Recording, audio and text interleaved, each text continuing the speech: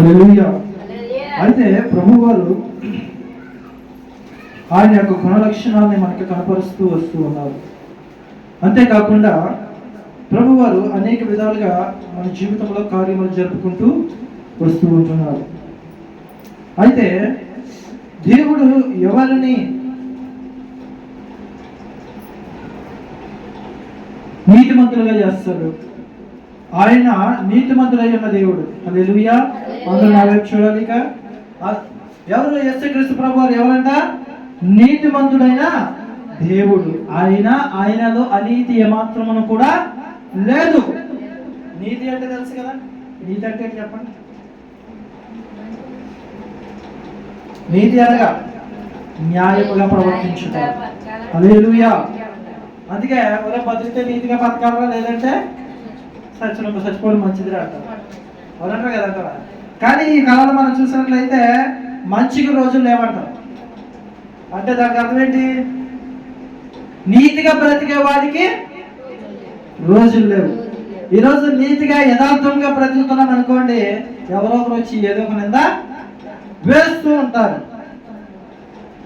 అలాంటి సందర్భంలో ఏమవుతుంది అని అంటే కనుక, ఎప్పుడైతే ఈ నిందలు మన మీదకి వచ్చాయో అప్పుడు వెంటనే కృషించిపోయే స్థితిలోనికి వెళ్ళిపోతాం. నీతిగా బ్రతికేవాళ్ళు, న్యాయముగా ఉండేవారు ఎలా ఉంటారంటే, ఏదైనా ఒక మాట తప్పుగా జరిగింది అనుకోండి, అక్కడ న్యాయం వైపే నిలబడదామని అనుకుంటారు.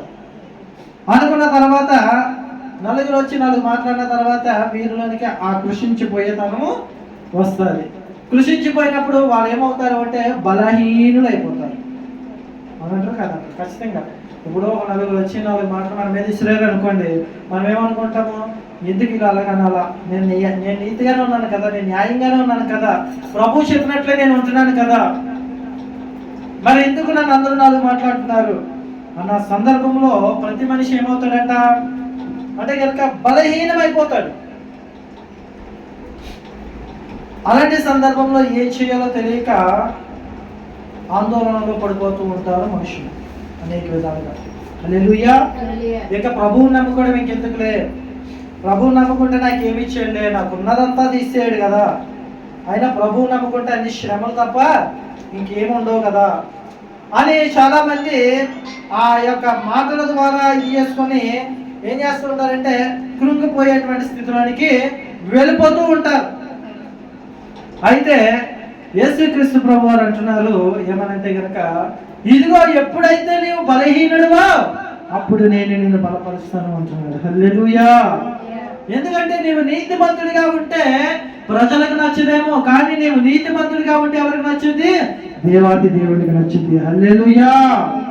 అందుకే అంటాడు ఆయన, నీవు బలహీనపడినప్పుడు నేను నిన్ను బలపరుస్తాను అంటున్నాడు.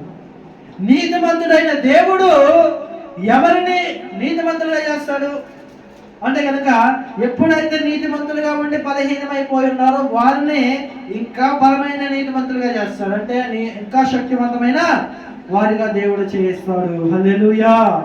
చూద్దాము, చూడండి రోమా పత్రిక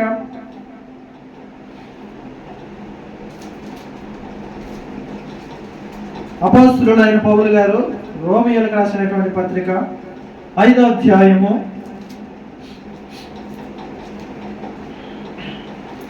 6వ వచనంలో చూద్దాం. చూడండి.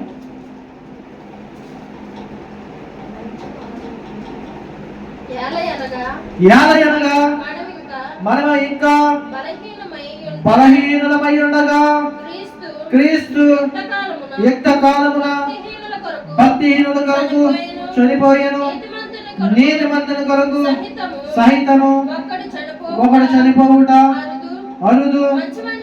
మంచివాని కొరకు ఎవడైనా ఒకవేళ చనిపోవా తెగింపవచ్చును. చాలండి, ఈ వాక్యాన్ని నేను మరొకసారి చదువుతాను, మీరు జాగ్రత్త వినండి. ఏలయనగా మనం ఇంకా బలహీనులమై ఉండగా అంటే నీవు క్రీస్తు గురించి తెలుసుకున్నావు, క్రీస్తును అంగీకరించావు, క్రీస్తునిలోనికి నువ్వు నడిచి ప్రతి ఆదివారం మందిరంకి వెళ్తున్నావు, ప్రార్థన చేసుకుంటున్నావు, చాలా చక్కగా నీవు ప్రభు దగ్గర నీ భక్తిని కనపరుస్తుంటున్నావు. కనపరుస్తున్న సమయంలో కొంతమంది నీ మీద నిందలు వేయాలని ఆశించారు. ఆశించినప్పుడు వారు నిందలు వేయడం మొదలుపెట్టారు. మొదలుపెట్టిన తర్వాత ఏమవుతుంది? ఖచ్చితంగా అండి, ఈ కాలంలో ఎవరైతే నీతిగా ఉంటారో వారి మీద ఎలాగంటే ఇప్పుడు కాసే చెట్టుకే రాయి దెబ్బ అంతా అంటారు కదా. ఇప్పుడు కాయలేదు అనుకోండి చెట్టు, దానికి దాని వైపు ఎవడో చూస్తాడా? ఎవడు చూడు. ఎందుకు చూడు? ఎందుకంటే అది కాయదు కాబట్టి, అది ఫలించిన చెట్టు, దానికి ఫలములు ఉండవు కాబట్టి దాని వైపు ఎవడు చూడు. కానీ క్రైస్తవుడి జీవితం ఏమిటి అంటే కనుక ఒక ఫలించే చెట్టు. క్రైస్తవుడి జీవితం ఏమిటంట? ఫలించే చెట్టు. ఏమి ఫలించాలి అంటే ఆత్మ ఫలాలు ఫలించాలి. గలాతీయులకు రాసిన పత్రికలో ఉంటుంది. ఆత్మ ఫలాలు ఏమనగా మీకు ముందుగా చెప్పాను, గుర్తుందా? ఆత్మ ఫలాలు ఏమనగా ప్రేమ, శాంతి, సమాధానము, సాత్వికము, దీర్ఘశాంతము, దయాళత్వము, మంచితనము, విశ్వాసము. అవునా? ఇవన్నీ కూడా క్రైస్తవులు ఏం చేయాలంట? ఫలిస్తూ ఉండాలి. అయితే ఈ మంచితనము ఫలించాలి, ప్రేమని ఫలించాలి. అంటే ఫలించడం అంటే ఏంటి? ఇవన్నీ మనం కలిగి ఉండాలి క్రైస్తవులుగా. క్రీస్తులో అవన్నీ ఉన్నాయి కాబట్టి మనలో కూడా అవన్నీ ఉండాలి. శత్రువుని సైతము ప్రేమించగలిగేది క్రీస్తు ఒక్కడే. ఆ క్రీస్తుని కలిగి ఉన్న మనము కూడా ఏం చేయాలా? శత్రువులను సైతము ప్రేమించేటువంటి మనస్సును మనము ఫలించాలి. అయితే అలా ఫలిస్తూ ఉండేటువంటి వారి మీద ఏం పడతాయంట? ఖచ్చితముగా ఏం పడతాయి అంటే కనుక ఈ దుర్భాష అనేటువంటి రాళ్ళు పడతాయి. పడినప్పుడు ఖచ్చితంగా వాడు ఏమవుతాడంటే బలహీనుడు అవుతాడు. అయ్యా ఏంటయ్యా, నేను ఇంతగా భక్తి కనపరుస్తున్నాను కదా నాయనా, నేను ఇంతగా నీలో ఎదుగుతున్నాను కదయ్యా, కానీ లోకం ఏంటయ్యా ఇన్ని నిందలు నన్ను వేస్తుంది. ఇదిగో నీవు దేవుడు నమ్ముకున్నావు కదా, నీ దేవుడు గొప్పోడు అయితే ఇలా నీకెందుకు చేయలేదని ఇంతకయ్యా నన్ను ప్రశ్నిస్తున్నారు అని అంటే కనుక నిందలు మంచికే. ఎందుకంటే ప్రభు వారు అనుకుంటారు, చూడండి 3వ వచనంలో ఉంటారు అదే మాట. ప్రతి మనిషి కోసం కూడా అదే అధ్యాయము 3వ వచనము మనం చదువుతాం. చూడండి. అంతేకాదు శ్రమ, ఓర్పును, ఓర్పు పరీక్షను, పరీక్ష నిరీక్షణను కలుగు చేయునని ఎరిగి శ్రమల యందు అతిశయపడుదము. హల్లెలూయా. ఏమంటారంట? ఎప్పుడైతే బలహీనులైపోయారో అప్పుడు ఏమవుతుంది? ఇంకా నీలో ఓర్పు ఉందా లేదా అని చెప్పేసి ప్రభు వారు చూస్తూ ఉంటారంట. ఇదిగో నీకు కలిగినటువంటి ఏదైతే నీవు నీ మనసుకి కలగాలనుకుంటున్నావో, లేదంటే నువ్వు కోరుకున్న వాడితో వివాహం అవ్వాలనుకుంటున్నావో, లేదంటే నువ్వు ఉన్నతమైన కాలేజీలో సీట్ సంపాదించాలనుకుంటున్నావో, లేదంటే నీ భర్త స్థానంలో నీ భర్త దగ్గర నువ్వు మంచి పేరు సంపాదించాలనుకుంటున్నావు, ఎప్పుడైతే ఇవన్నీ నువ్వు అనుకుంటున్నప్పుడు అవి లేట్ అవుతున్నాయి అనుకోండి, అప్పుడు మనం ఏమవుతాము?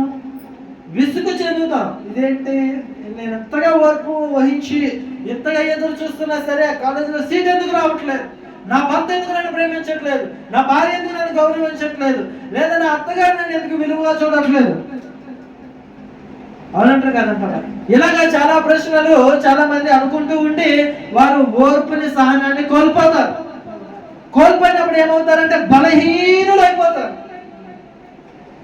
అలాంటి టైంలో అంటున్నాడు ప్రభు, నేను నిన్ను బలపరుస్తాను అంటున్నాడు. హల్లెలూయా. బలహీనులను బలపరిచే దేవుడు నా దేవుడు, ఆయనే నజరేయుడైన యేసు. హల్లెలూయా. అయితే ఈ యొక్క బలహీనత అనేది ఎందుకు వస్తుంది, ఎందుకు ఈ పరీక్షలు ఈ నిందలు నీ మీద వస్తాయి అంటే కనుక దానికి ఏమంటున్నాడంట? అంతేకాక శ్రమ, ఓర్పును. శ్రమ అనేది దేన్ని కనపరుస్తుందంట? ఓర్పును కనపరుస్తుందంట. శ్రమ వచ్చినప్పుడు మనం ఎలా ఉండాలి? అయ్యో శ్రమలు వచ్చేసినాయే ప్రభు, ఇంకా నాకు శ్రమలు వచ్చేసినాయి, నేను అనుకున్న కాలేజీలో సీట్ రాలేదు, నా భర్త నన్ను ప్రేమించట్లేదు, లేదు నా అత్తగారు నాకు గౌరవిస్తలేదు, నా కోడలు నాకు గౌరవిస్తలేదు, ఇంకా నాకు శ్రమలు వచ్చేసినాయి, నాకు భయంకరమైన వ్యాధి వచ్చేసింది, ఈ వ్యాధి నుంచి నాకు విడుదల లేదు, ఇంకా నేను శ్రమలలో ఉండిపోయానే అని అనుకుంటే కనుక అంటున్నాడు ప్రభు, శ్రమలో నుంచి ఏమొస్తుందంట? ఓర్పు వస్తుంది. మనం ఏం కలిగి ఉండాలంట?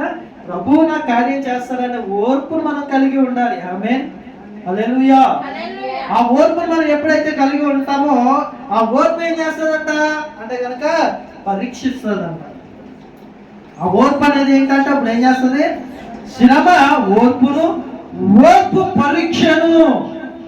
ఓర్పు ఏం చేస్తుందంట? పరీక్షిస్తాడు. ఇప్పుడు శ్రమలు వచ్చినాయి. ఏ శ్రమల్లో మనం ఎలా ఉండాలంట? ఓపికగా ఉండాలి. ఈ ఓపికగా ఉండేటప్పుడు ఎన్ని శ్రమలు వచ్చినా అవి మనం ఏమనుకోవాలా? పరీక్షగా మనం వాటిని ఎంచి ఆ పరీక్షలలో ఇప్పుడు మంచి కాలేజీలో సీట్ రావాలనుకోండి, ఏం చేయాలా అంటే కనుక వారు ముందు పెట్టేటువంటి టెస్ట్ ఏదైతే ఉందో ఆ టెస్ట్లో మనము అంటే ఆ పరీక్షల్లో మనము ఖచ్చితంగా పాస్ అవ్వాలి. అవునా కదండి? ఇప్పుడు ఒక కాలేజ్లో ఏదైనా మంచి కాలేజ్లో మనం సీట్స్ కొట్టాలంటే ఎంట్రన్స్ ఎగ్జామ్ ఉంటుంది. ఆ ఎంట్రన్స్ ఎగ్జామ్లో మనం ఏం చేయాలా? ఖచ్చితంగా పాస్ అవ్వాలి.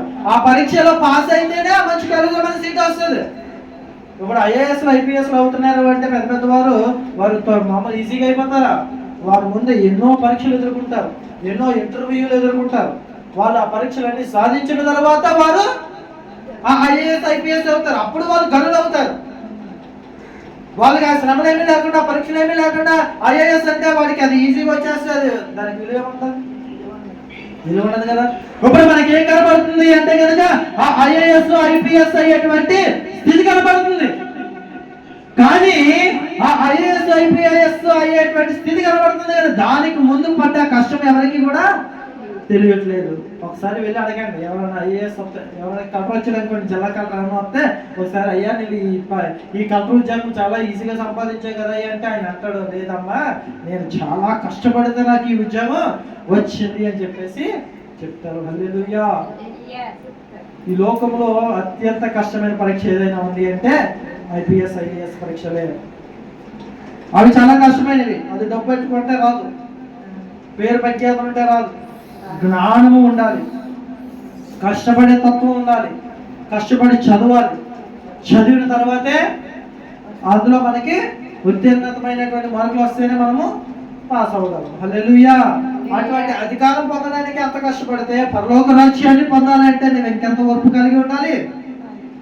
అయ్యో నాకు భయంకరమైన వ్యాధులు వచ్చేసినాయి, రోగాలు వచ్చేసినాయి, బాధలు వచ్చేసినాయి, శ్రమలు వచ్చేసినాయి, ఇంకా ఏం నమ్మితే ఇంకా అలాగే ఉంటారని చెప్పేసి నువ్వు విడిచిపెట్టి వెళ్ళిపోయావు అనుకో, నిత్య జీవాన్ని పొందగలవా అంటే పొందలేవు. హల్లెలూయా. ఈ లోకంలో ఉన్న అధికారం పొందాలంటేనే ఎన్నో పరీక్షలను పాస్ అవ్వాలి. అలాంటిది నిత్య జీవాన్ని పొందాలంటే ఏం చేయాలి అంటే శ్రమ యందు ఓర్పును, ఓర్పు యందు పరీక్షను నిరీక్షణగా మార్చుకోవాలి. హల్లెలూయా. ఆ పరీక్షలు ఎలా ఉండాలంట? ఒక నిరీక్షణ కలిగి ఉండాలి.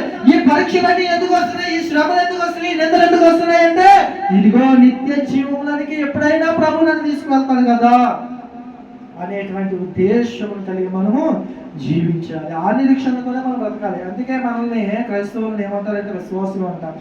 విశ్వాసం అనగా నిరీక్షణ అనగా విశ్వాసం. హల్లెలూయా.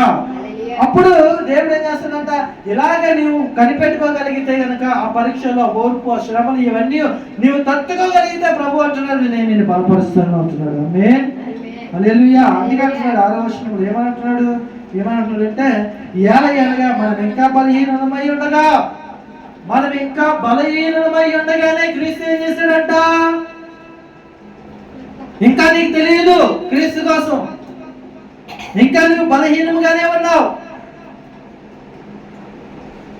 అయితే ప్రభు వారు ఏం చేస్తారంట, ఇదిగో 2000 సంవత్సరాల క్రితము మునుపే నీవు పుడతావని ఎరిగి ఆయన ఏం చేస్తాడంట, నిన్ను నీతిమంతుడిగా నిన్ను బలపరచడం కోసం ఆయన ఏమయ్యాడంట, క్రీస్తు యుక్త కాలము అనగా ఆయన 33వ సంవత్సరం. యుక్త కాలము అనగా 33వ సంవత్సరం అంటే క్రీస్తు సువార్త చేసే సమయం అన్నమాట. 25 నుంచి 35 వరకు యుక్త కాలం. 40 సంవత్సరాల వరకు కూడా యుక్త కాలమే. ఆ యుక్త కాలంలో ఏం చేశాడంట అంటే కనుక భక్తిహీనుల కొరకు చనిపోయాను. హల్లెలూయా. ఆయన నిన్ను నన్ను బలపరచడం కోసము, నిన్ను నన్ను భక్తిలోనికి తీసుకురావడం కోసము, ఆయన ఆరాధించే బిడ్డలుగా చేయడం కోసం ఆయన ఏం చేశాడంట, ఇంకా నువ్వు భక్తిహీనులుగా ఉంటే కనుక అది కష్టం. హల్లెలూయా. ఆయన మన కొరకు ముందుగానే చనిపోయాడంట. ఆ చనిపోయినటువంటి ఆ ఉద్దేశంలో మనం తెలుసుకొని ఆయన నిజమైన దేవుడు అని మనం ఎరిగి, అదిగో నా పాపములను అసలు చనిపోవడం ఏంటంటే నాకు అర్థంగా అడుగుతాను. ఆయన అప్పుడు చనిపోతే ఇప్పుడు మనకేంటి మరి భక్తిహీనత ఎలా పోతుంది అని అంటారా? అని అంటే కనుక చూద్దాము. రోమీయులకు రాసిన పత్రిక 6వ అధ్యాయము 10వ వచనం చదువుదాం.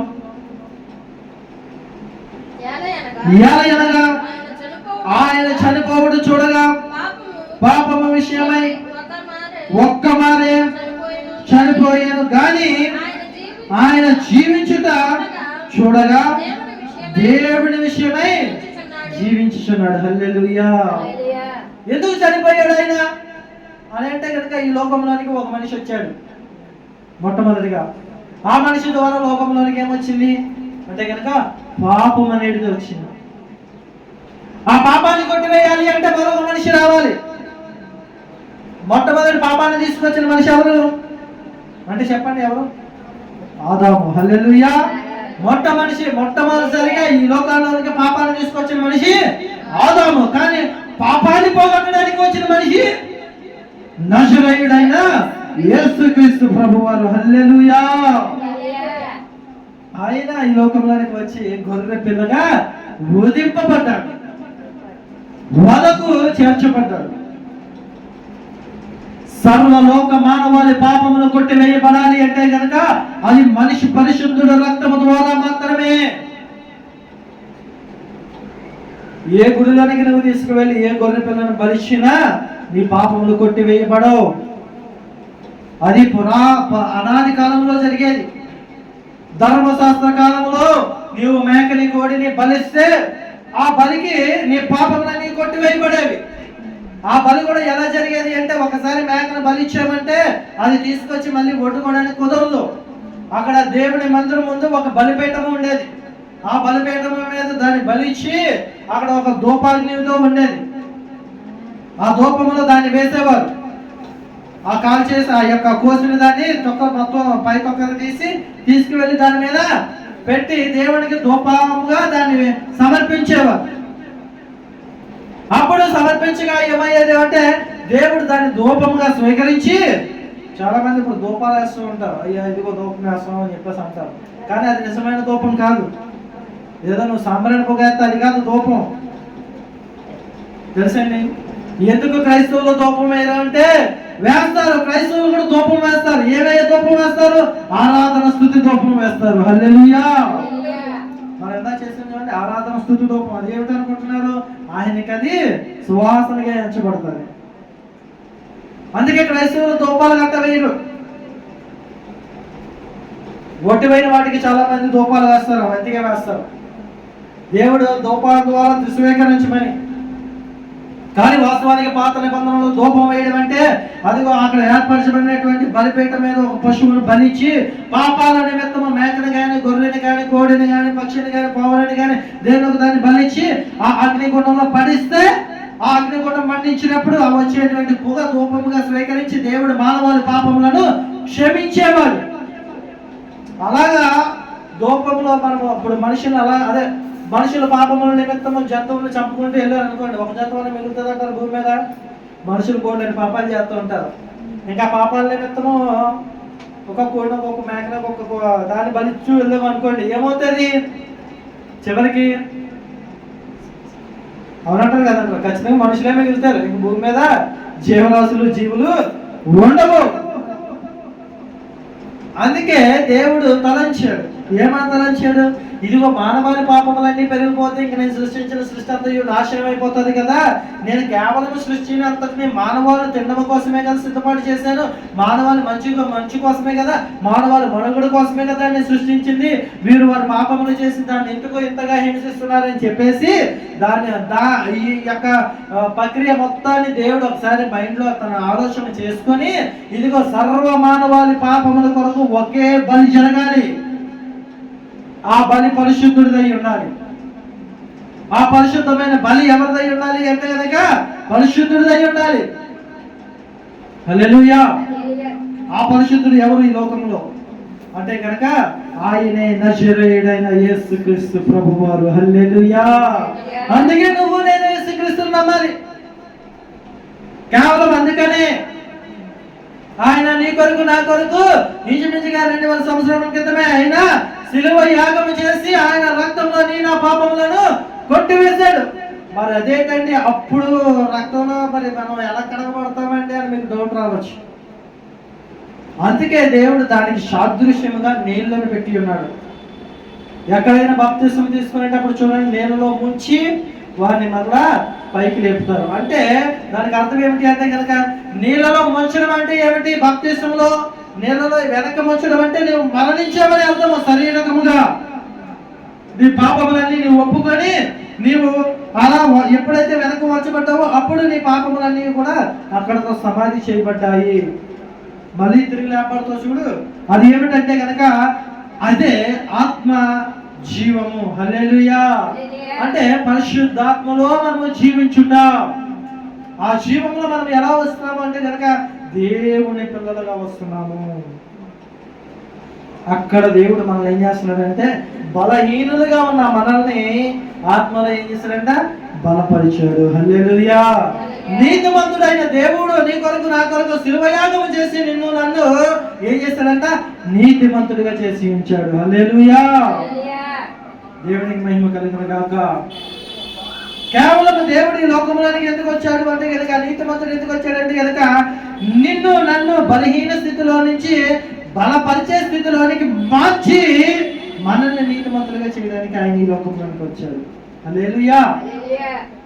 ఇక రెండవది చూద్దాం. ఆయన ఈ లోకంలోనికి వచ్చి నీతిమంతుడిగా ఆయన వచ్చి ఎవరిని నీతిమంతులుగా చేసి ఉన్నాడు అంటే కనుక మొట్టమొదటిగా ఏం చెప్పుకున్నాం అంటే బలహీనులుగా ఉన్న వారిని ఆయన బలపరచడానికి, నీతిమంతులుగా చేయడానికి ఆయన ఈ లోకంలోనికి వచ్చాడు. ఆ నీతిమంతుడు ఇంక దగ్గరికి వచ్చాడు. ఎవరిని ఇంకా ఆయన నీతిమంతులుగా మార్చబోతున్నాడు అంటే కనుక చూద్దాం.